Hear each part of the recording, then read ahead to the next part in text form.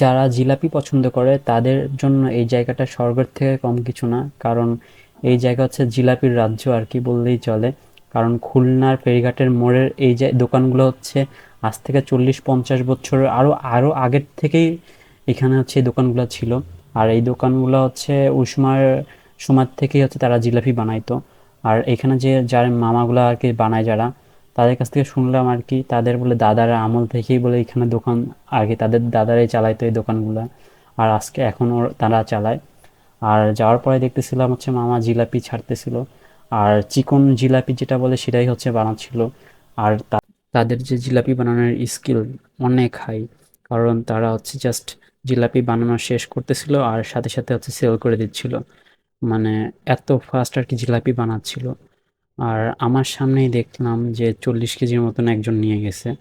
আর এত ডিমান্ড তাদের জিলাপির।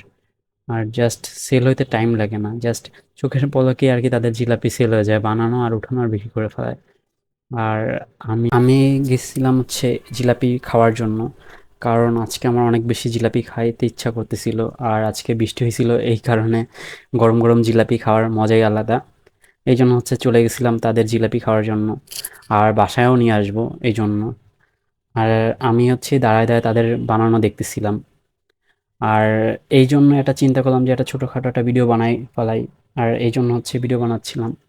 মামাদের আর কি স্কিল দেখাচ্ছিলাম যে জিলাপি কিভাবে বানাচ্ছে আর এত কিভাবে সেল করতেছে তাড়াতাড়ি।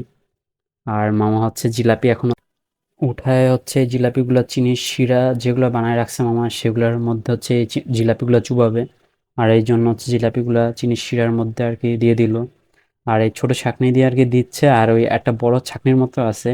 আর এটা দিয়ে হচ্ছে এই জিলাপিগুলা চাপ দিয়ে ধরে রাখবে, যে চিনির শিরাগুলো যেন জিলাপির ভিতরে আর কি ঢুকে যায় ভালোভাবে। আর ভিডিওটা এতটুকুই। ভিডিও যদি ভালো লেগে থাকে তাহলে পেজে ফলো করে দেবেন। আর ভিডিওটা শেয়ার করে দেবেন সবাইকে দেখার জন্য। আর আজকের ভিডিওটা এতটুকুই। আল্লাহ হাফেজ। টাটা।